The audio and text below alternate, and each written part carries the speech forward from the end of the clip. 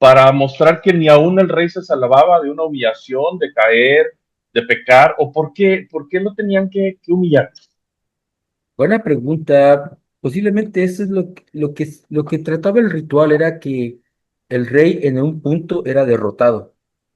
Ujú. En un punto era derrotado y que necesitaba caer al inframundo, que es por donde vamos ahorita. Ok, Y va. esta caída pues no era placentera. Dice, durante los 3 días que el rey permanecía en el inframundo, el foco del ritual se centraba en las profecías de los salmos que cantaban sobre la vida del Salvador y el poder salvador de su expiación. Y aquí hace una pequeña observación el autor del libro. Dice, honor y majestad son los nombres de la ropa que representa su sacerdocio y monarquía. La implicación aquí es que Dios mismo ha vestido al rey, o más probablemente que Dios ha dado instrucciones sobre cómo debe vestirse.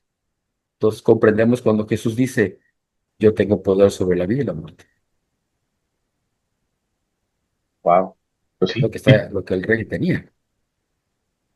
Yo Ok, creo que también por eso a los fariseos y todos esos les dolía que les dijera eso, porque ellos entendían que se estaba refiriendo a este poder de ser un rey como esto que estamos hablando ahorita.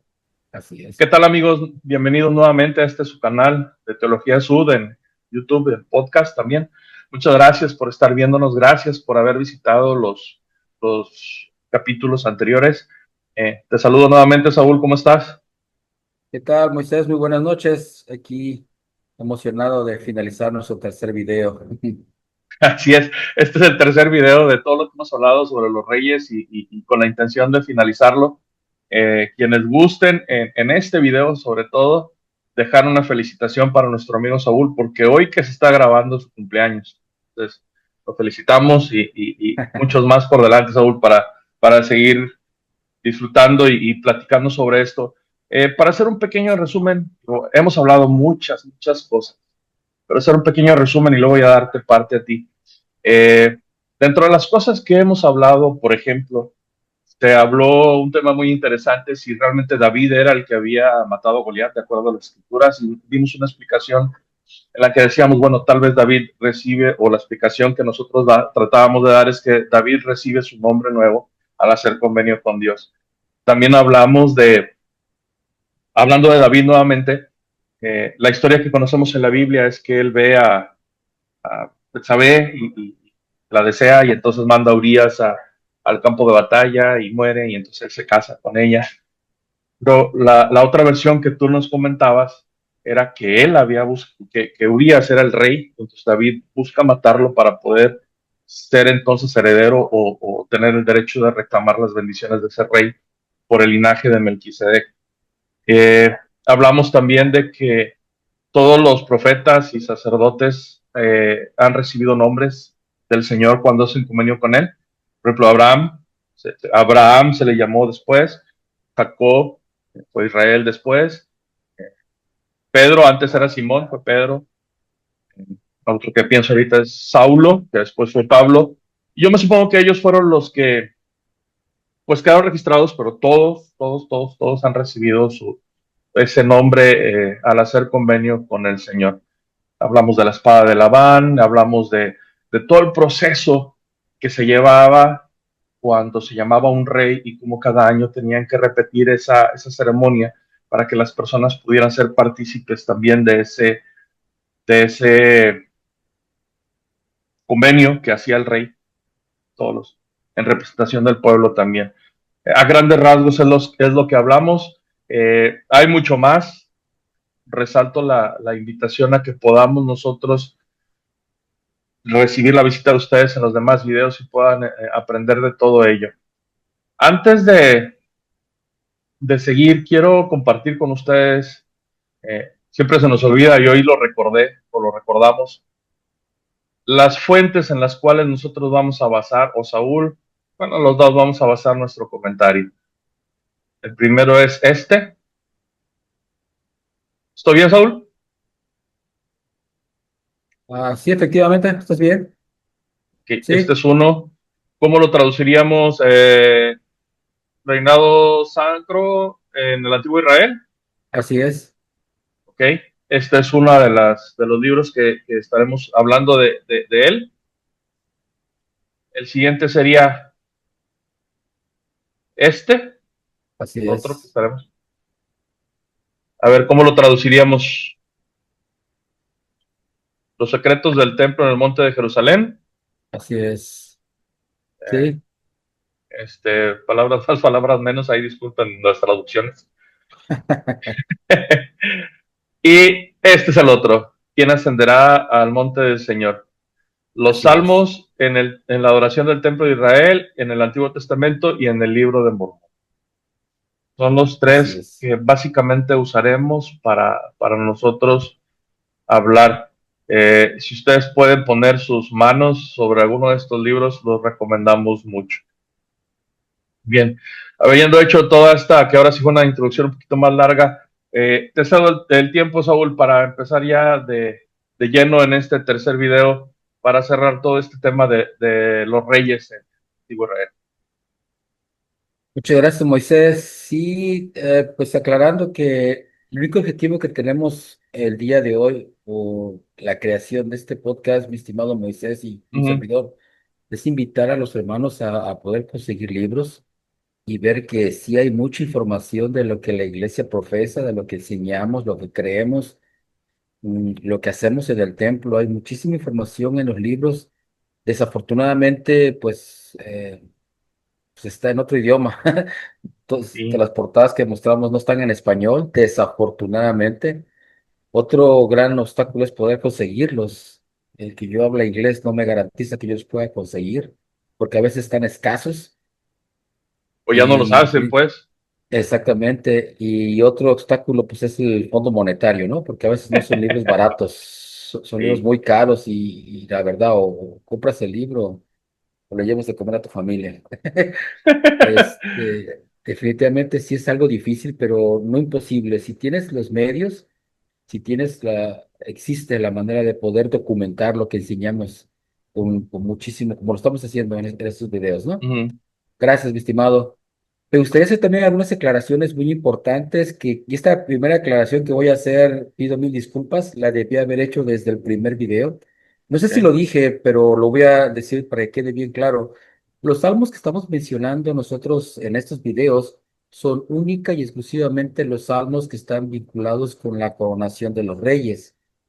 Ujú. Una característica de estos salmos es que son preexílicos. Todos ellos se usaban ya desde antes de la invasión de Babilonia. Okay. Después de la invasión de Babilonia se siguieron escribiendo salmos. Esos salmos no están incluidos en este video. Esos salmos, un servidor no sabe cómo se usaban. Posiblemente alguien sí sabe aquí que está viendo los videos, sí sabe cómo se usaban, pero yo no sé cómo se usaban. Lo más seguro es que se usaban en la sinagoga, pero ya no tiene nada que ver con la coronación de los reyes, ¿va? Entonces estamos usando única y exclusivamente los salmos que se piensa que se usaban para la coronación de los reyes, y repito, una característica de ellos es que son preexílicos. Y hay mucha doctrina, como lo estamos viendo en los videos. Segunda Eh, aclaración, a ver, dime. no, quiero pensar, perdón que te interrumpa en esta aclaración. Quiero Ujú. pensar que son previos al exilio, perdón, los perritos aquí. Quiero pensar que son previos al exilio porque ya después que regresan del exilio, pues prácticamente ya no hay un rey como tal. Exactamente, Entonces ya no se usaban para ese fin. Y los que se exactamente, escribieron ya no se escribieron para ese fin porque ya no había un rey. exactamente. Ok. Nada más haciendo eso para que tengamos un poquito más de contexto. Ahora Ajá. sí, perdón. Segunda aclaración es que a lo que comentaste de Urias y todo esto, estamos compartiendo no estamos reescribiendo la historia, no te estamos pidiendo que arranques las páginas de tu Antiguo Testamento y ahora pongas atención a lo que estamos diciendo nosotros. Lo que simplemente estamos compartiendo también aquí con estos libros son otras corrientes que se perdieron en el Antiguo Mundo, otra versión de la historia que no quedó registrada. Hay que recordar que la historia siempre la escriben los ganadores, Uh-huh, los conquistadores, y uh-huh. aquí en el Antiguo Testamento no es la excepción. Si alguna corriente judía perdió, fue desgajada, fue quitada y se puso la corriente que ganó. Por eso es que muchas personas pues no van a aceptar lo del nombre de David, ¿no? Antes del templo. Y lo entiendo perfectamente, pero también hay que aceptar que en el mundo antiguo había muchas corrientes de la misma historia. Sí, pues, por ejemplo, no que esté familiarizado, he escuchado mucho de la corriente deuteronomista, Exactamente, que no es la única que estaba ahí. exactamente. Y ellos empezaron a influir mucho, ahí más o menos por el reinado de los jueces, por ahí, empezaron a Sí, influir mucho en la adoración, en lo que se escribía, en lo que se creía, en cómo adorar. Y creo que ellos tuvieron un impacto muy fuerte en decir solamente es Jehová, un solo Dios. Y antes había otras corrientes u otras ideologías, no sé cómo decirlo.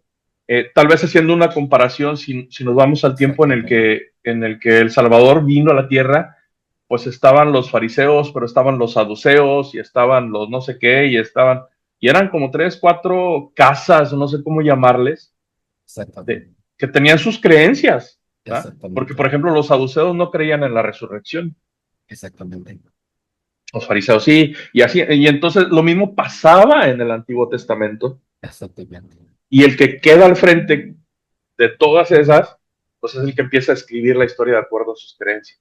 exactamente, Correctas o no correctas, no lo vamos a juzgar, pero es lo que recibimos nosotros. exactamente. Bueno, nomás digo, perdón que te está interrumpiendo, pero es No, no, para... está buenísima la aclaración. Ok, en los videos pasados pues ya vimos que, por ejemplo, para el reino preterrenal, la importancia del concilio celestial, el papel de Jehová en el concilio, usamos el Salmo 89, usamos el Salmo 135. Para las instrucciones y pactos del concilio, del Padre al concilio, usamos el Salmo 82. También hablamos en los videos anteriores de una boda real y defender la realeza sacra del rey. Usamos el Salmo 45. También mencionamos con respecto a la importancia del sacerdocio de Melquisedec y para esto usamos el Salmo 110. También hablamos de la creación, mencionamos el Salmo 93, Salmo 74, Salmo 104, Salmo 33, Salmo 148. En los videos pasados también hablamos del el jardín, de la creación del hombre y la mujer. Usamos el Salmo 8 para esto, el Salmo 19 lo usamos también. También en el video pasado hablamos de la unción del rey y usamos el Salmo 72. Y hablamos también de la comida sagrada, pero de esto no mencionamos ningún salmo, solamente lo mencionamos como parte del ritual. Pero yo en mis comentarios, por ejemplo, usé el salmo, ay, se me fue, Jehová mi pastor es, Uh donde -huh, se menciona la comida sacra. ¿Ok? A grandes rasgos ya hemos visto varios salmos y hemos visto fragmentos de la ceremonia del rey. El día de hoy vamos a comenzar hablando del combate ritual. Creo que te compartí algo en WhatsApp, sí, estimado Moisés. aquí lo ¿Puedes tengo, dame compartir un eso segundo. Sí, claro que sí. para que lo podamos leer? Dice el combate ritual. Este es el lugar en el mito cósmico donde el héroe sale al lugar lúgubre y es superado por obstáculos mortales que excluyen incluso la posibilidad de que pueda tener éxito. Definitivamente el rey está en un lugar en el que por sus propios medios él no puede salir.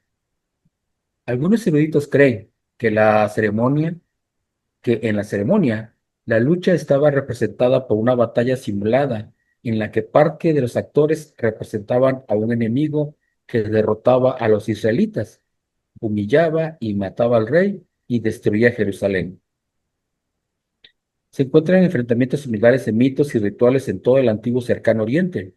Johnson, de quien vimos el libro de tapa amarilla, comparó la muerte del rey de Israel con el ritual del festival de Año Nuevo de Babilonia, cuando en el quinto día el sumo sacerdote despoja al rey de todas sus insignias de la realeza, lo golpeaba en la mejilla, le tiraba de las orejas y finalmente lo hacía arrodillarse ante la estatua de Marduk. Eso lo comenta Johnson en su libro La realeza sagrada en el antiguo Israel. De eso, de esto y lo que yo mencionabas cuando me preguntabas, ¿te acuerdas? Ya habíamos platicado acerca de esto en el primer video, acerca de la humillación que se hace al rey. Sí. ¿Y por qué era importante humillar al rey? Es decir, eh, pues era el rey, se supone que tenía, no sé, realeza y entonces todo el mundo lo tenía que respetar. ¿Por qué lo tenían que humillar, Saúl? Para mostrar que ni aún el rey se salvaba de una humillación, de caer, de pecar, o por qué lo tenían que humillar. Buena pregunta. Posiblemente eso es lo que trataba el ritual, era que el rey en un punto era derrotado. Ujú. En un punto era derrotado y te necesitaba caer al inframundo, que es por donde vamos ahorita. Ok, Y va. esta caída pues no era placentera, no era algo que él deseaba, pero era parte del ritual. Ahora dice, lo golpearon la mejilla, ¿no? No eran Así es, caricias. exactamente. Fíjate, le jalaba las orejas y lo obligaba a arrodillarse ante Marduk. O sea, era Así una era el estatua ritual. de Marduk, estamos hablando, sería una estatua de algún otro ídolo que no fuera de la religión Bueno, para humillarlo, o Marduk, ¿a qué se refiere? Digo, yo lo ignoro, si tú lo sabes, para que la gente que está escuchándonos también pueda saberlo. bueno, este es el festival de Babilonia y Marduk Ah, es ok, el dios principal de Babilonia. de Babilonia, ok, ya, Se está rodeando ante Marduk. ya, Lo que va. está sí, aquí pasando es que se está humillando al rey porque viene su derrota. Ujú, Tú ujú. cuando derrotas en el antiguo mundo, derrotabas a un enemigo, pues lo que hacías era humillarlo. Sí, no Y se lo, conformaban con nada más derrotarlo, tenían que humillarlo para demostrar la exactamente, superioridad sobre. exactamente. Pasaba Que muchas oye, cosas en diferentes mundos, eh, pero en diferentes épocas del mundo, pero en esta ocasión se le golpeaba, se le humillaba y se le obligaba a arrodillarse. que hoy nos podría parecer a nosotros incluso hasta inhumano, ¿no? Pero era lo que se acostumbraba. Así es. Ok, Ok. pongo el siguiente. Sí, por favor. Dice, en el antiguo Egipto se encontró una degradación paralela al rey, como informa John Thompson. Dice, en el Epset, fiesta Sed o fiesta de renovación real del antiguo Egipto, el rey o su apoderado era sacrificado y luego enterrado, recreando ritualmente la mítica derrota o muerte de Osiris por su malvado hermano Set. Mientras el rey estaba en su tumba, Anubis el sacerdote, con cabeza de chacal junto con Isis y Neftit, usaba magia para resucitar al rey. Mientras los sacerdotes y la gente fuera de la tumba llamaban al rey, despertad, levántate y vive. Posteriormente el rey, plenamente justificado tras haber conquistado a sus enemigos, incluida la muerte, asumía su puesto en el trono. Seguimos citando a Johnson en la realeza sagrada en el antiguo Israel. Entonces, Wow. parte del ritual consistía en que el rey era derrotado, era asesinado y era enviado al inframundo. Vamos a llamarle como le llamaban ellos, ¿no? Inframundo, el mundo de los muertos. Nosotros como santos, los últimos días le llamamos pues el mundo de los espíritus, ¿no? Fíjate interesante, eh, después, bueno, en este caso estamos leyendo el Antiguo Egipto, que como ya vimos en capítulos anteriores, todo esto son desviaciones de lo que se hacía con Adán y Eva y de ahí se fueron pasando de acuerdo a las civilizaciones. Es interesante, ¿no? Muere, pero luego había que resucitarlo. Así es, así Y, es, y eso es parte de representar la resurrección del Salvador, supongo. así es. Ok, ¿Qué nada más. dicen los salmos al respecto? Bueno, vamos a ver el Salmo 116, 3. A ver, dame chance. Esto es lo que se piensa que se cantaba durante esa parte del ritual. Decía, me rodearon los lazos de la muerte, me encontraron las angustias del Seol, angustia y dolor encontré. Esto, bueno, pues, sí, para todo el mundo que escucha por primera vez la palabra Seol, en el antiguo Israel, pues el Seol era tanto la tumba como Ujú. el mundo de los difuntos, ¿no? Ok. Entonces, pues está apelando a que el rey en esa parte del ritual desciende a un lugar no muy deseado, un lugar frío, oscuro, temible. Realmente está solo el rey ahí, muriendo de terror. Y luego déjame hacer una observación que tal vez ya la vieron, pero Ujú. su muerte escenificada no fue una muerte gloriosa, no fue una muerte siendo él honrado, fue una muerte de Exactamente, humillación total. exactamente, Eso también hay que mencionarlo. Entonces, hasta lo más humillado que podía hacer y muere. exactamente. Si gustas, vamos a ver el Salmo 18, Claro que sí. versículo No. 4 y 5. Salmo 18, Así es, 4 y 5. así es. Dice el rey aquí, los lazos de la muerte me envolvieron y los torrentes de la iniquidad me atemorizaron. Las ligaduras del Seol me rodearon, los lazos de la muerte me confrontaron. Eso es lo que el rey está viviendo en ese momento. Momento de angustia, donde, repito, él no va a poder salir bajo sus propios medios. Necesita la ayuda de alguien muy poderoso para poder salir de ahí. No sé si lo vayas a mencionar y mejor ya me estoy brincando, pero A ver, dime. lo vemos en el versículo 6. Dice, en mi angustia invoqué a Jehová, clamé a mi Dios. Exactamente. No, no lo iba a mencionar, pero qué bueno que lo mencionaste. Porque pero es que dices tú, tenía que invocar a alguien más poderoso. Bueno, pues aquí está diciendo Exactamente. a Dios, a su Dios. Sí, estoy recortando muchísimo porque si no lo recorto tendría que hacer 10 videos No, de no, ese mismo tema. sí, yo Pero sé que es tienes muy razón. interesante, pero tampoco no les podemos dar todo. Hay que dejarles con la espinita a las personas y ellos puedan investigar Exactamente. también. Pues, bueno, bien. Exactamente. Ok, vamos a la siguiente parte de la, de la ceremonia. La siguiente Ajá, parte de la ceremonia sería Jehová conquista la muerte y el infierno. Ok, ok. el rey ya cayó ahí, ahora necesita salir de ahí, no se va a quedar todo el tiempo ahí. Dice, a ver, te voy a mandar esta, a ver si lo puedes compartir. Claro que Bueno, sí. ¿verdad? Dice, durante los 3 días que el rey permanecía en el inframundo, el foco del ritual se centraba en las profecías de los salmos que cantaban sobre la vida del Salvador y el poder salvador de su expiación. Si eso es correcto, entonces la cronología del ritual del templo de la fiesta de los tabernáculos de 8 días probablemente se realizaba de la siguiente secuencia. Los días 1, 2 y 3 se dedicaban a los actos iniciales del ritual, como ya se describió. Durante los días 4 y 5 y 6, mientras el rey permanecía en el mundo de los muertos, el ritual se centraba en la vida y la expiación del Salvador. Luego en su misión ¿Mande? Luego en No, su perdón, misión entre perdón. los muertos y finalmente en su resurrección.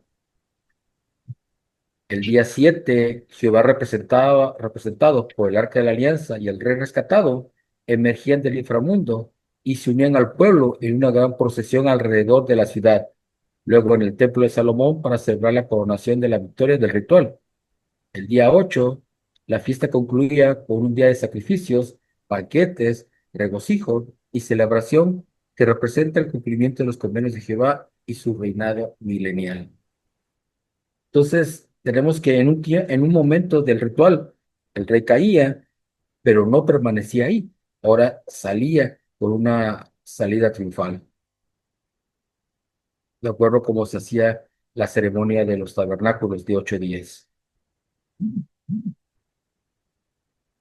¿Esa es una pregunta, mi estimado Moisés? Ya te No, escucho. no, está muy interesante.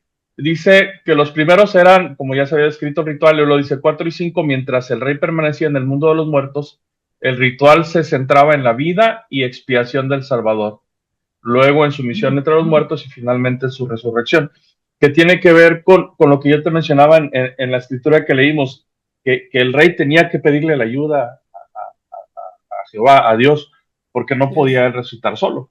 Entonces, por eso Así es que en es. este ritual les tienen que decir, mira, el rey no puede solo, entonces el que lo hace es el Salvador. Así es. Vamos a pasar a la siguiente parte del ritual. La siguiente parte del ritual se llama triunfo y procesión. ¿Ok? Ok, el rey sale de ahí, pero sale victorioso. Si quieres, para esto vamos a buscar Salmos 30, ¿Ok? del 1 al 3, en lo que yo explico algo. En el día séptimo del rito, probablemente al amanecer, Jehová, cuya presencia estaba representada por el arca del pacto, que llevaban los sacerdotes, junto con el rey rescatado, emergía del inframundo. Cuando el rey salía de los confines de la muerte, cantaban su gratitud a Dios. Entonces vamos a leer el Salmos 30, del 1 al 3. Aquí está ya. Dice el Salmo: Te glorificaré, oh Jehová, porque me has exaltado y no has dejado a mis enemigos alegrarse de mí. Oh Jehová, Dios mío, a ti clamaré y me sanaste. Oh Jehová, hiciste subir mi alma del Seol, me diste vida para que no descendiese a la fosa. Este es un canto de triunfo sobre la muerte. Si nos brincamos al versículo 11 y 12, Aquí sigue está. el parte del canto. Dice el 11 al 12: Has cambiado mi lamento en baile, desataste mi cilicio y me ceñiste de alegría, para que a ti cante alegría y no esté callado, oh Jehová Dios mío, te alabaré para siempre. Este es un canto de victoria sobre la muerte. Ya sale el rey. Es una salida gloriosa y no es el único salmo. Hay muchos salmos más que hablan sobre esto. Mencionaré, por ejemplo, el Salmo 56, el Salmo 68 del 24 al 25, Salmo 98 del 1 al 9, Salmo 100 del 1 al 5 y Salmo 132 es una procesión del arca hacia Jerusalén. Ah, Dice algo así, dice: cuando el rey era lavado en el manantial, todo el pueblo estaba simbólicamente limpio para poder entrar al templo. El día de la expiación los había limpiado para entrar en el templo de Dios en el cielo, representado en el primer acto del festival del templo. Pero desde entonces, durante el rito, habían dejado el cielo, habían sido expulsados del jardín y se abrieron camino a través de las experiencias en este mundo para que se encontraran con la muerte de frente. Ahora tenían que ser limpiados nuevamente para entrar al templo en la tierra. Se abrían las puertas de la ciudad y se acercaban a los terrenos del templo de Jerusalén. No sé si Todo tengas esto lo alguna estamos leyendo pregunta. del mismo libro que estamos hablando, ¿ah? Así es, Digo, así es. para hacer aclaración a la gente. Me llama la atención, Saúl, obviamente, estos salmos, este salmo último que leímos hace un contraste. Eh, mi dolor, mi silicio, etcétera, ahora tú lo pusiste en alegría. Estaba yo aquí, ahora tú acá. Que es interesante hacerlo notar, porque siguiendo un proceso rápido, lo humillaron, lo golpearon, lo derrotaron al rey, lo hicieron que mordiera el polvo, lo hicieron que adorara a alguien que no era su Dios, y así se va a la tumba. Como si estaba en la tumba sufriendo, estaba atado, estaba mal, y entonces viene lo que decía yo, le pide ayuda a Dios, y entonces viene esta ayuda, y toda esa angustia, todo ese dolor, toda esa preocupación, todo lo que tenía desaparece y se convierte en alegría. Nada más lo quería hacer mencionar porque a final de cuentas es lo que en realidad lograremos y recibiremos gracias al Salvador y su expiación, que al final, ¿qué es lo que estamos hablando? Exactamente. Recordemos que esa ceremonia del rey es para nosotros, o Ujú. sea, representa nuestra vida. Nosotros vamos Sí. a pasar por ahí o la estamos pasando. Ujú. Y también representa la vida del Salvador. ¿Te acuerdas cuando va en el camino de Maús y los discípulos ahí no entendían por qué había sido muerto Jesús de Nazaret? Ujú. Entonces Jesús de Nazaret le dice: ¿sabes qué? Voy a tener que explicar las escrituras porque no las entienden. En algún momento el Mesías, el ungido, el rey, necesitaba ser humillado, ejecutado y descender al mundo de los muertos. Híjole, tienes toda la razón. Y no iba a morir, y tomando en cuenta lo que estamos viendo en el ritual, no iba a morir de una manera sencilla. O sea, fue humillado, El Salvador fue humillado de la manera más brutal que pudiera imaginarse las personas en ese momento. Y, Yes. y, y bueno, y luego sale el triunfante, que a final de cuentas es la promesa que nosotros tenemos, ¿no? Y podríamos no ser o no ser humillados, como en este ritual y todo, pero obviamente angustias, problemas, desafíos, enfermedades. las tenemos, estamos en un mundo caído y podremos ser liberados de todo eso, ¿no? En la resurrección, así como el Rey, como el Salvador. Pero nada más ir haciendo esas pequeñas observaciones para ir poniendo en paralelo lo que es el Evangelio de Jesucristo con todo esto que estamos viendo de los reyes, ¿no? Así es, si te has dado cuenta, hemos descrito la misión de Jesucristo en la tierra con los puros salmos nada más. Ujú, ujú. ¿Te das cuenta de eso?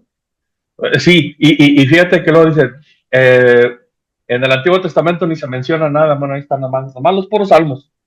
No, es puros salmos. Y no todos, ¿eh? Y no Y todos, no nada más todos. nos dimos los que son pre-exilio. Así es. Es una de las razones por la cual decíamos desde el primer video, ¿por qué Jesucristo citaba tanto los salmos? ¿Qué tiene los salmos de especial? ¿Por qué Jesucristo los cita tanto? Bueno, ahí está la respuesta. Está describiendo su misión. Ahora, vamos a otra etapa de la ceremonia donde el rey era presentado ante el velo. Vamos a leer, por ejemplo, el Salmo 104, 1 y 2. Aquí Dice, está. bendice, alma mía, a Jehová. Jehová, Dios mío, qué grande eres tú. Te has vestido de gloria y de majestad. Tú eres el que se cubre de luz, de vestidura, que extiende los cielos como una cortina.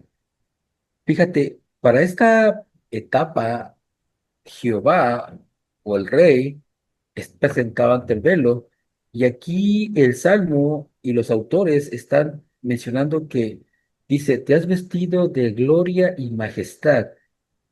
Para el autor de este libro, dice que son los nombres de las vestiduras de Dios. Y hace una descripción muy interesante que será bueno que la leyeran. Así se llaman las ropas, según el autor de este libro, las ropas de Jehová. Gloria y majestad. Gloria y majestad. Salmo Ve- 21. 21:4. No te preocupes. El Salmo 109 también habla de esto. Bueno, estaba aquí nada más como una referencia que también habla del rey ante el velo. Pero vamos a hacer el Salmo 21, Aquí está. 4. Dice, vida te pidió y se la diste, hablando del rey, ¿no? Estaba en angustia en el Seol. Ujú. Largura de días eternamente y para siempre, es decir, por toda la eternidad. Es una salida majestuosa, ¿no? El versículo 5 dice, grande es su gloria en tu salvación, honra y majestad has puesto sobre él. Y aquí hace una pequeña observación el autor del libro.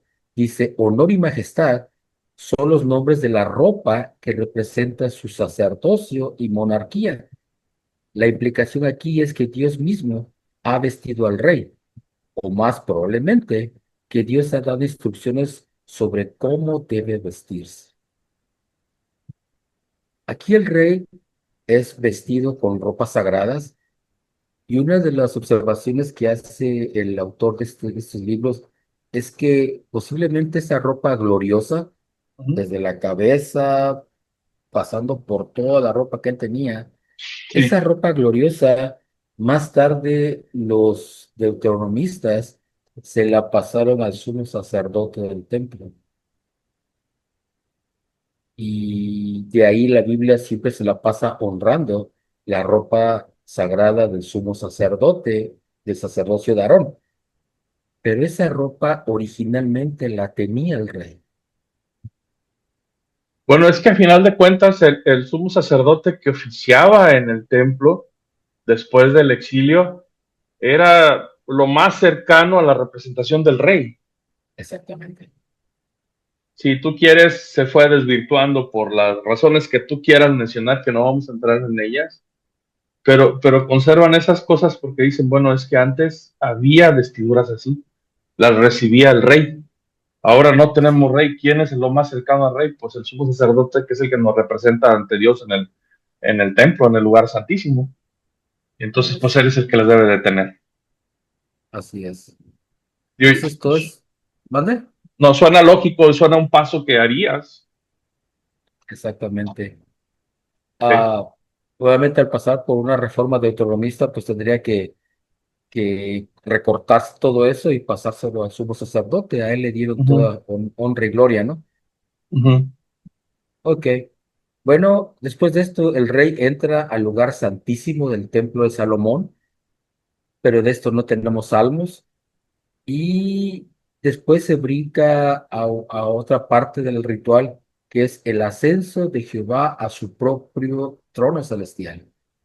¿Sí? Esto sí hay salmos. Vamos a ver el Salmo 99, del 1 al 5, por favor. Claro que sí.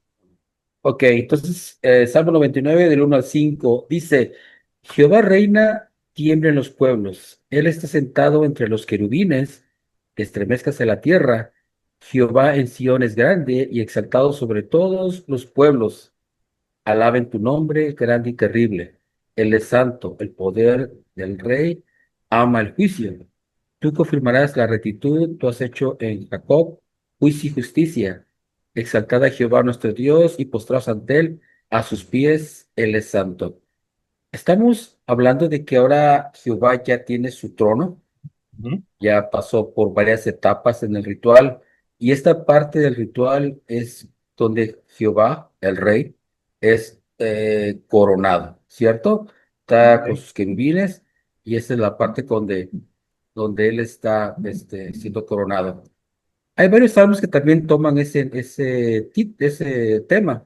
Está el Salmo 7, está el Salmo 29, está el Salmo 96, que son salmos que tratan sobre el mismo tema, ¿no? Jehová ya sentado, o el rey, sentado ya sobre su trono. ¿No tienes algún comentario, Moisés? No, bueno, estamos hablando entonces Jehová y luego decíamos el rey, porque todo esto se hacía cuando ungían a alguien como rey y cada año se repetía toda esta ceremonia. O sea, no hemos terminado la ceremonia de la coronación del rey, ¿verdad? Seguimos Así dentro de es. toda la ceremonia. Sí, sí, Entonces, seguimos con la ceremonia todavía. en esa ceremonia también se les mostraba, ok, después de ser humillado, de todo el sufrimiento, de morir, vas a resucitar, vas a ser liberado de toda esa angustia, pero no nada más eso.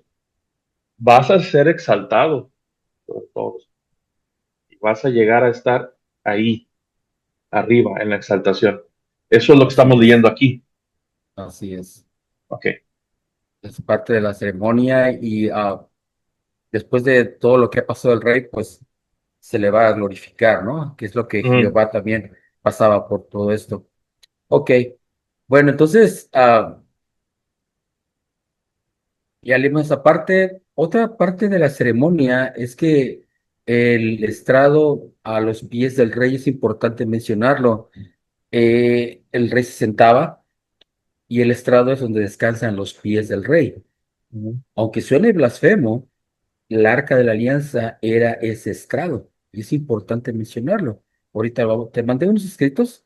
Si me ayudas a compartirlo, por favor, para que podamos leerlo. Claro, pues dame un segundo. Este que dice el Sí, arca de la alianza, ¿va? así es. Un segundo, déjame tenerlos listos aquí. Ahora, antes de seguir, híjoles, bueno, no creo que sea tanto problema. Cuando nosotros vamos al templo, Saúl, Sí. en la ropa que usamos dentro del templo, usamos algo en nuestra cabeza. Y alguien alguna vez me comentó que eso tenía que ver con algo que se usaba o se ponía para que luego pudiera descansar ahí la corona del rey. ¿Está bien esa comentario o no? No lo sé, no lo sé. Lo que sí sé es que la corona es parte de la vestimenta Ok. e incluso el velo que usan las mujeres, las hermanas, es parte de la Ajá. vestimenta, parte de la investidura. Y es algo que vamos a ver cuando veamos, por ejemplo, Pablo, las cartas de Pablo y especialmente sus versículos misóginos, pero es parte de la investidura. Que es otra cosa, ¿no? Que pobrecito Pablo, cómo me lo traen como si él fuera un misógino. Sí, Y nada que pobre ver. Pablo, Sí. pobre Pablo. Bueno, aquí está lo que mandaste tú del arca. Ok, ok, vamos a ver que el rey ya pasó el velo, ya se sentó en el trono, ahora vamos a hablar del estrado que está a los pies del rey.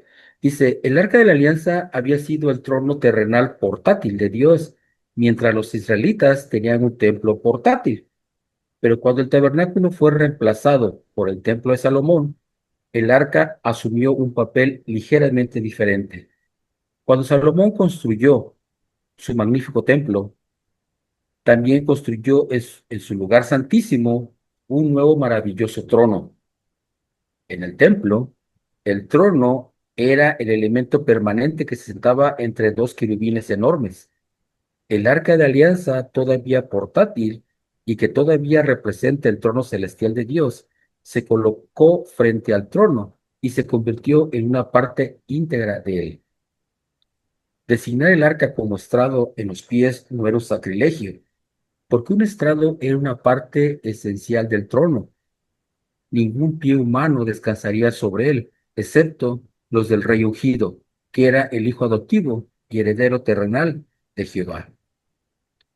Si te das cuenta, el trono dentro del templo tiene dos querubines, Ujú. porque así lo mencionan los salmos también, que Dios se sienta entre querubines. Así menciona Isaías, Por eso así están los menciona querubines. exactamente. Es una representación del trono de Dios en la tierra, donde Él se sienta entre querubines. Ahora, Si al te has poner el dado... arca ahí, perdón Ajá. que te interrumpa, al poner No, el dime, arca dime. ahí como parte de este trono, que era el estrado de los pies, no estás haciendo lo menos, sino lo estás haciendo parte de algo más importante o de algo súper importante, que es donde se sienta el heredero, es donde se sienta el rey.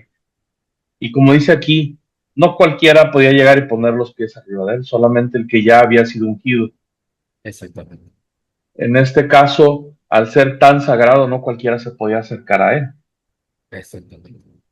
Entonces, no lo estaban haciendo menos. Estaban diciendo, el que se siente aquí es porque es digno de sentarse aquí, y tan digno es que sus pies los puede poner en este arca que es tan sagrada. Efectivamente. Nada más para hacer eso, no es un sacrilegio, sino al contrario, es una demostración de que quien se sienta ahí es tan digno de hacerlo que puede hacer eso, de poner sus pies ahí. De hecho, aquí me gustaría hacer dos comentarios. Número uno, si Ujú, te has dado cuenta con las imágenes que tienen, por ejemplo, los reyes babilónicos, ujú, que ellos tenían una representación diferente de los querubines. Algunos se han representado como leones con alas o como otros tipos de animales con alas. ujú, ujú. Cada quien tenía su forma de representar a los querubines, pero es por esa razón que ves que a los reyes babilónicos tienen a un león a los lados. Ok. ¿No? Final de cuentas era su entendimiento de lo que era un querubín, Exactamente, pero están representando la misma ritual, la misma ceremonia. sentándose en medio de querubines. Exactamente. Órale, Segundo comentario aquí que cabe mencionar es que el rey tenía poder sobre la vida y la muerte. Si pues sí. una persona que ya había sido juzgado previamente por un juzgado, valga la Ujú, redundancia, y ujú. los jueces habían determinado que esa persona era digna de ser ejecutada, el rey podía revocar ese juicio. Al sentarse en ese trono, él tenía poder sobre la vida y la muerte. Órale.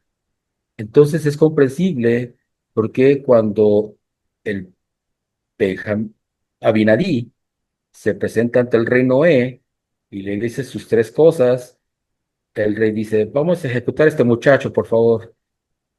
Porque tenía ese poder al hacer un rey ahí. Exactamente, Oye, y también por eso se menciona que a Salomón le llevaban todas las cosas para que él juzgara. exactamente, Órale, exactamente. interesante, interesante. Entonces es por eso que muchos hermanos preguntan en las clases, ¿por qué matan a Abinadí? No entiendo. Pues porque se pone enfrente de un personaje que tiene poder sobre la vida y la muerte. Ok. No nomás Y fue porque no me cayó gordo y lo quiero matar, sino tenía el es poder de decidir sobre eso. exactamente. Órale. Obviamente aquí Noé tiene que ser reprendido porque pues obviamente Abinadí fue por su deseo personal, ¿verdad? Fue Claro, mandado por claro. alguien más grande, por el mismo que puso a Noé en el trono, pero bueno, es una comprensión, una explicación de por qué Noé tenía todo poder y autoridad para para ejecutar la muerte. Ok, interesante. Entonces comprendemos cuando Jesús dice, yo tengo poder sobre la vida y la muerte. Wow. Pues Es lo sí. que está, lo que el rey tenía. Yo Ok, creo que también por eso a los fariseos y todos esos les dolía que les dijera eso, porque ellos entendían que se estaba refiriendo a este poder de ser un rey como esto que estamos hablando ahorita. así es. Si te das cuenta, a lo largo de todo el Nuevo Testamento, Jesús está haciendo este ritual. Tal vez posiblemente el orden cambie, pero el Nuevo Testamento es es el ritual del trono del rey hecho por Jesús en el Nuevo Testamento, citado por Jesús. Sí, pues Jesús sí. alimenta a la multitud, Jesús dice que tiene poder sobre la vida y la muerte, varias cosas, ¿no? Es humillado. Es humillado, cae por 3 días, va al inframundo, resucita glorioso, muchas Pues, cosas. wow, muy interesante.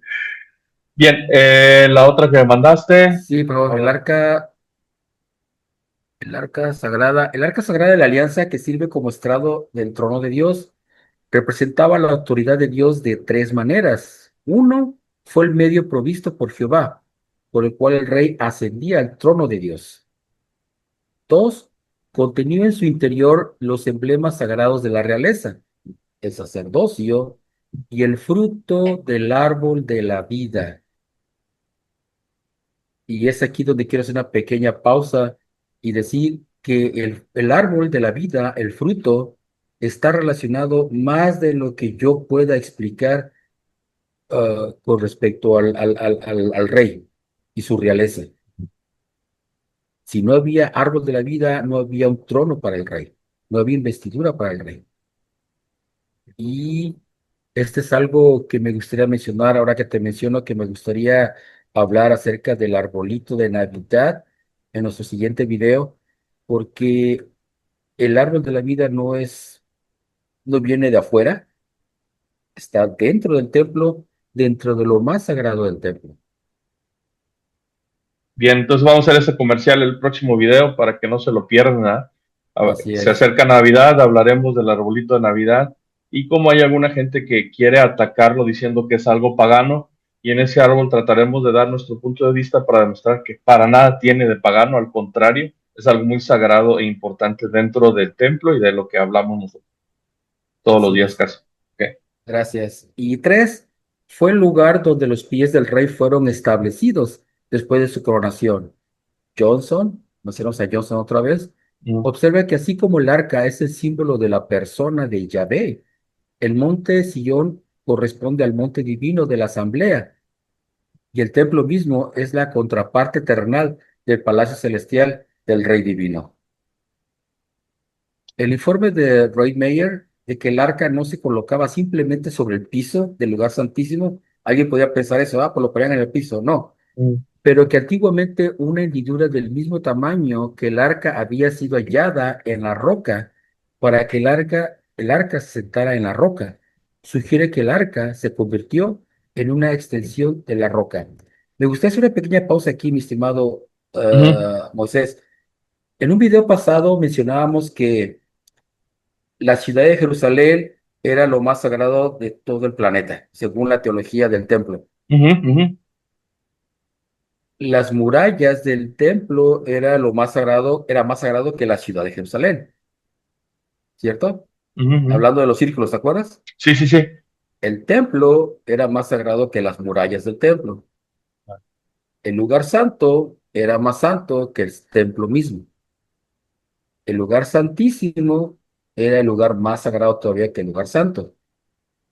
Pero había algo más sagrado que el lugar santísimo del templo, era esta piedra. Esta piedra se supone que era el punto más santísimo, más incluso que el lugar santísimo del templo. Perdón mi mal español. Y es en esta piedra donde se ponía el arca de la alianza. Según la teología de los judíos, es que esta piedra que estaba dentro del lugar santísimo fue la primera piedra que emergió en la creación en Génesis. Ok. Cuando dice Génesis que las aguas se separaron, Ajá. según esto, la piedra emergió. Y esa piedra, primera piedra que emergió, es la piedra que estaba dentro del lugar santísimo del templo. Ahí se colocaba el arca de la alianza.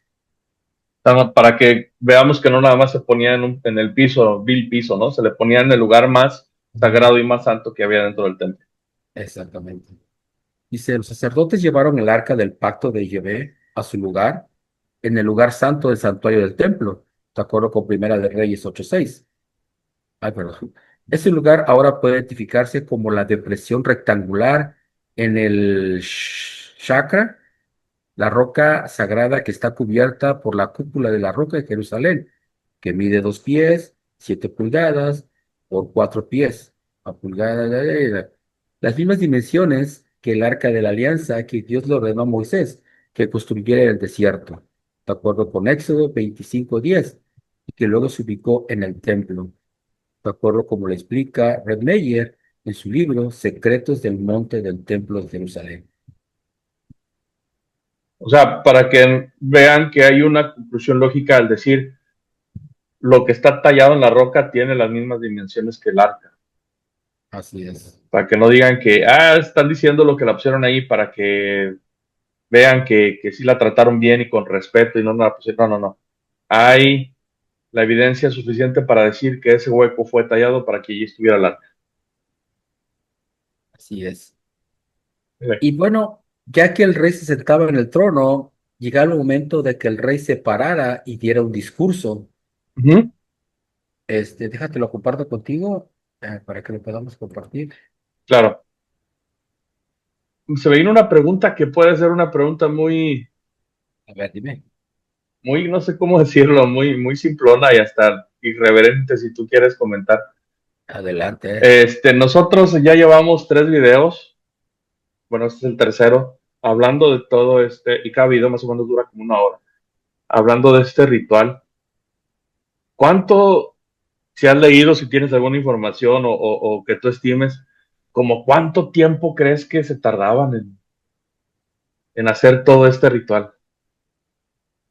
Bueno, lo que acabo de explicar hace ahorita unos minutos es que este ritual duraba 8 días. Cierto, cierto, perdón. Oye, y luego, a veces nos quejamos porque tenemos que estar 2 horas en las reuniones de la iglesia los domingos, ¿no? Buen punto. Digo, y este ritual 8 días, y lo más interesante es que el pueblo estaba ahí, o sea, no se iban. Fíjate que, fíjate que la Biblia utiliza una palabra para estas celebraciones. Ujú. Y he visto publicaciones judías que defienden esa palabra, ¿eh? La palabra que utiliza Éxodo son fiestas. No era un ritual aburrido, posiblemente. Eran días de fiestas.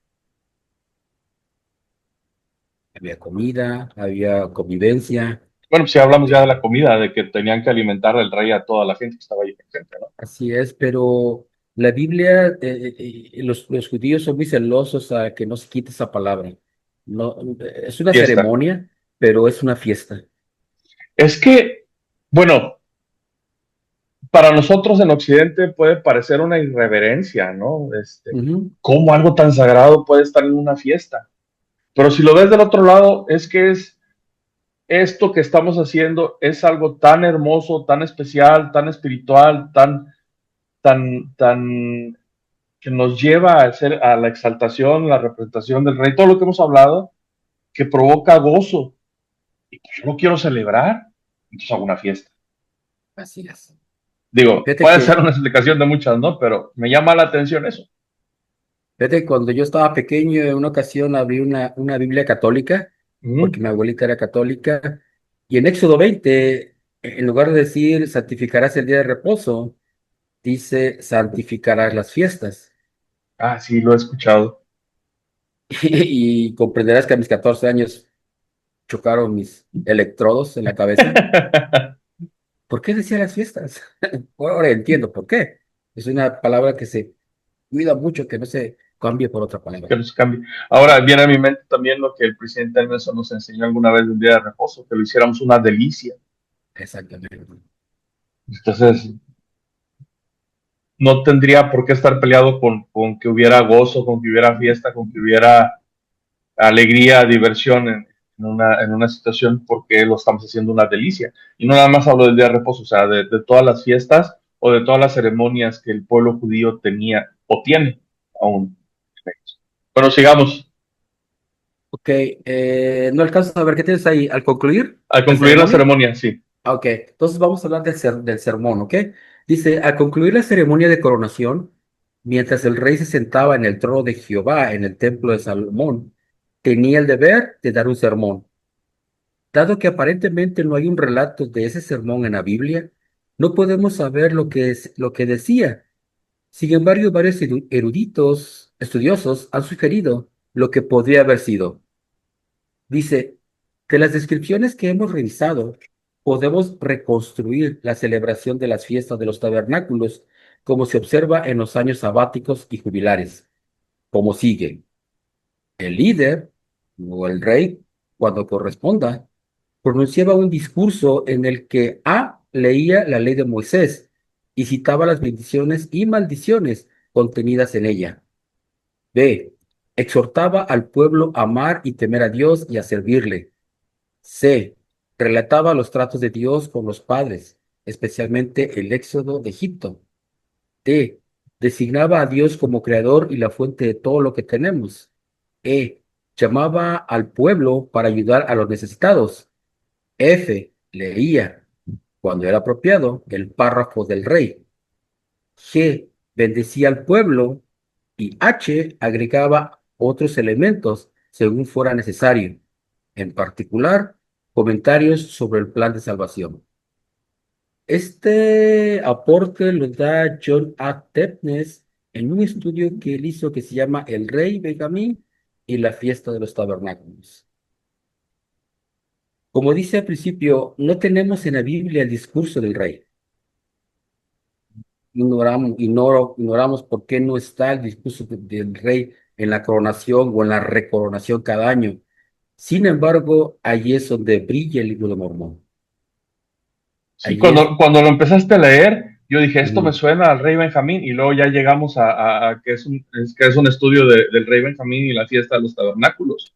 exactamente. O Porque, sea, porque a final de cuentas el discurso del rey Benjamín, que es un discursazo, ujú. pues es esto que me estás diciendo aquí. Fíjate que en el libro de Mormón tenemos fragmentos, pero el discurso del Rabbi Jamín se lleva las palmas, ¿no? Sí. Pero ¿dónde tenemos fragmentos? Por ejemplo, en segundo de Nefi, capítulos del 6 a 10, no está precisamente discursando Nefi. Para esos capítulos, segunda de Nefi 6 10, ya se terminó el templo de Nefi, ya es coronado Nefi como rey, ahora se espera su discurso. Sin embargo, hay un pequeño cambio. No está discursando Nefi, discursa su hermano Jacob. Ujú, Y eso, el famoso discurso de los ayes, de los 10 ujú, ayes, ujú. de los ayes, no se consigue en español el plural. Sí. Hay, hay singular, pero no se Ah, consigue en español ayes. eso. Eh, Sin embargo, fíjate que es interesante que quien hace este estudio dice que en el Corán hay otro discurso muy similar también y hay quien puede criticar que es una copia de la Biblia, pero no. Quien hace este estudio dice que en el Corán tiene un discurso muy semejante, por lo cual este discurso del rey pudiese estar en el Corán también. Pero de eso no soy erudito, yo no tengo conocimiento. Ah, ahí está la referencia por si alguien sabe y lo quiera buscar. Exactamente. Pero Y es también lo... interesante, perdón, Saúl, que Sí, te interrumpa, es interesante, porque poniendo un contexto, para quienes no hayan leído esta historia, el rey Benjamín en el libro de Mormón cita o le habla a todo su pueblo, y todo su pueblo se reúne alrededor del templo, con todas las puertas de sus casas, tiendas, apuntando hacia el templo, y el rey Benjamín, o se registra este discurso del rey Benjamín. Ahora, con todo esto que hemos hablado de los reyes, suena lógico que él al haber sido el rey, haciendo todo este proceso, esta representación para que la gente pudiera recibir también su investidura, terminara con un discurso, el cual dio. Pero nomás Exacto, haciendo esa como, envoltura, ¿no? Para comprender mejor. así es. ¿Y sabes también dónde tenemos un discurso de este rey? En la ¿Mm? visita de Jesucristo a América. Muy Él, probablemente. él como rey también está apegado a esta descripción que dimos. Y bueno, en su momento lo veremos cuando veamos la visita de Jesucristo al continente americano como un rey. Uh-huh. Seguramente, digo, así como tú ahorita comentábamos que todo el antiguo, digo, todo el Nuevo Testamento es una representación de toda esta investidura de rey que el Salvador mismo hace y que culmina con su resurrección y ascensión al cielo, pues obviamente es lógico que él hiciera algo semejante cuando visitara las Américas.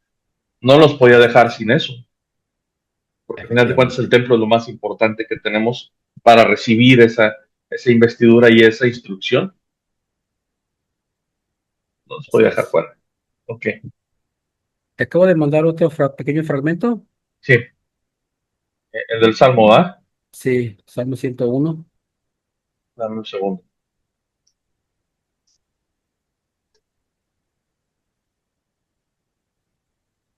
Es que me quedé pensando en, en lo del discurso del rey Benjamín. Yo sé que hay muchas cosas que estamos por hablar, pero también le tenemos que dar un rato a ese discurso, Saúl. Tenemos que encontrar un lugar en nuestro tiempo y en nuestros temas que estamos hablando para hablar del discurso del rey Benjamín. Bueno, dejémoslos para cuando veamos el libro de Mormón.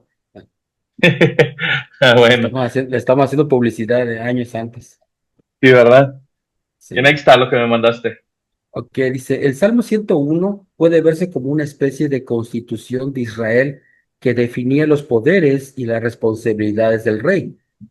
Selman lo vio como un código de conducta y también sugirió que podía haber sido cantado como una promesa del rey con motivo de su entronización. De acuerdo con el libro John S. Kelman, Salmo 101, Confesión Real y Oráculo Divino. Vamos a leer este salmo, ¿no? Salmo Sí, 101, ¿qué te parece? sí, dame chancecita, claro que sí. Dice versículos del 1 al 5, misericordia y juicio cantaré, ¿cierto? Ujú. A ti, oh Jehová. Se supone que esos primeros versículos del 1 al 5 son palabras del rey. Ok. Misericordia y juicio cantaré a ti, oh Jehová, cantaré. Prestaré atención al camino de la perfección. ¿Cuándo vendrás a mí?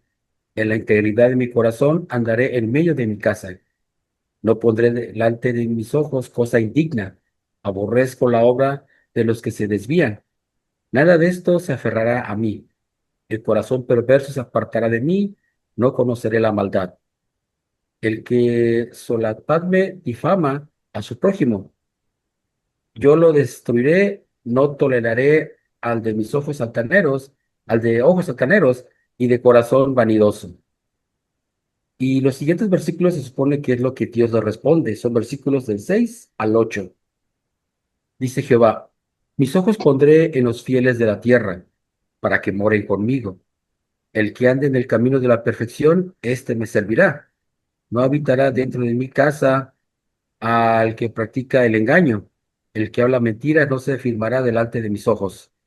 Por las mañanas destruiré a los malvados de la tierra, para talar de la ciudad de Jehová a todos los que hagan iniquidad.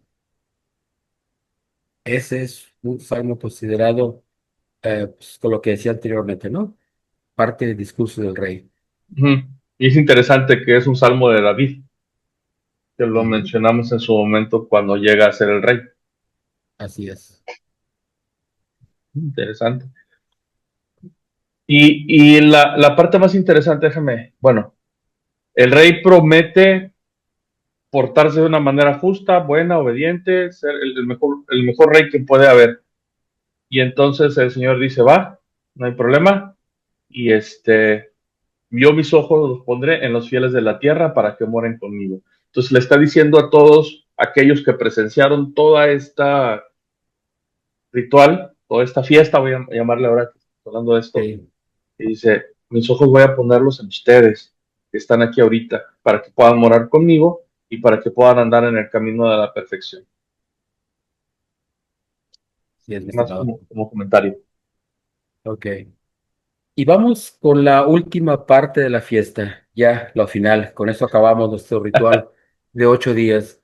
El gran día de la gran fiesta, preludio de la paz y la prosperidad eterna. Te mandé dos fragmentos. Sí, sí. Dice, tabernáculos y el 22.º día de la fiesta era un día de celebración, sacrificio y banquete. Era el día de la gran fiesta cuando el rey suministraba a la nación todos los animales para los sacrificios y toda la comida para la fiesta. Comer juntos enfatizaba la unidad del pacto entre Dios, el rey y todo Israel. El hecho de que el rey proporcionara toda la comida simbolizaba un regreso al jardín, con libre acceso al fruto del árbol de la vida, porque en este día todas las cosas habían vuelto a su debido orden, que representa el cumplimiento de los convenios de Jehová y su reinado milenial. Enfatizaba la unidad del pacto entre Dios e Israel con una comida compartida por toda la nación, de modo que este último día de fiesta introducía una nueva era de paz, cuando al menos simbólicamente se podía comer libremente del fruto del árbol de la vida y beber de las aguas de la vida, nada diferente de las promesas de los capítulos finales del libro de Apocalipsis. El Salmo 122 expresa el júbilo de ese día. Si quieres, Pablo, como te lo puse ya para hacer más rápido, ahí estás, ¿no? Ujú. Dice el Salmo 122 del 1 al 9. Yo me alegré con los que me decían, vayamos a la casa de Jehová. Nuestros pies están dentro de tus puertas, oh Jerusalén, Jerusalén, que ha sido edificada como una ciudad que está bien unida entre sí. Allá subieron las tribus de Jah, conforme a testimonio a Israel, para alabar el nombre de Jehová. Porque allá están los tronos del juicio, los tronos de la casa de David. Pedid por la paz de Jerusalén, sean prosperados los que te aman. Haya paz dentro de tus muros y serenidad en tus palacios. Por mis hermanos y mis compañeros diré ahora, la paz sea contigo. A causa de la casa de Jehová nuestro Dios, buscaré tu bien. Y eso también lo puedes encontrar en los Salmos 116, Salmos 138, que es lo que se piensa que pudiese haber sido usados para esta parte de la ceremonia. Y ya es la Y hasta final. aquí mi reporte, Joaquín. Oye, se me vienen a mi mente dos cosas rápido. Siempre yo pensando en El Salvador como el Rey de Reyes, se le conoce.